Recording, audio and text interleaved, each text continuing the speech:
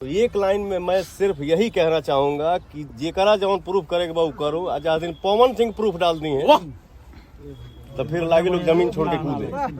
ठीक है, आज क्या फैसला हुआ? इतने तेज है, हर चीज मुंह पे नहीं लाना चाहिए, हर चीज को बोलना नहीं चाहिए।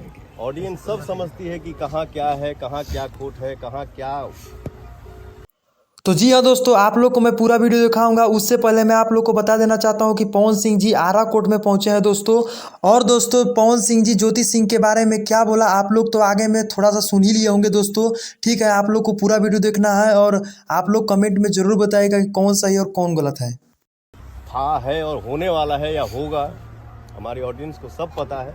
इसलिए मैं चाहता हूँ कि क्यों बोलूँ, जब अगला बोल रहा है ये वो दिस दैट क्या क्या फलाना ढिमका है, तो हम भी बोले उसमें जाके, उस पछड़े में जाके हम भी जो नहीं बोलना है वो बोले, उससे क्या फ़ायदा। हम अपना इज्जत उछालें, उनका इज्जत उछालें, वो हमारा इज्जत उछालें, उससे कुछ हासिल होने वाला नहीं है। पब्लिक को सब पता है।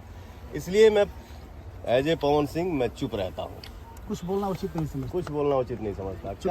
काहे का बोलना, ये जो सिलसिला चलता है कि हई होई तो प्रूफ करब, हऊ होई तो हई कह दे, ई तो अलगे हम सुनत नहीं। प्रूफे कह के हमार का केहू कहली।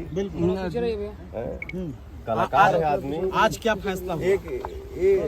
एगो सीढ़ी जौन बात कंफ्यूजन में बाकी पवन सिंह जिकरा कंफ्यूजन में रहेगा वो कंफ्यूजन में रहे या रखे। आज इसको प्रूफ करना है वो प्रूफ करे। हाँ, ये भी एक बात अपने भाइयों से बोल रहा हूँ। मैं ये नहीं समझ रहा हूँ कि मेरे सामने हम लोग भाई हैं। आप सब मेरे भाई हैं। तो एक लाइन में मैं सिर्फ यही कहना चाहूंगा कि जेकरा जवन प्रूफ करेगा वो करो। आज दिन पवन सिंह प्रूफ डाल दी है तो फिर लागे लोग जमीन छोड़ के कूदे। ठीक है, आज क्या फैसला?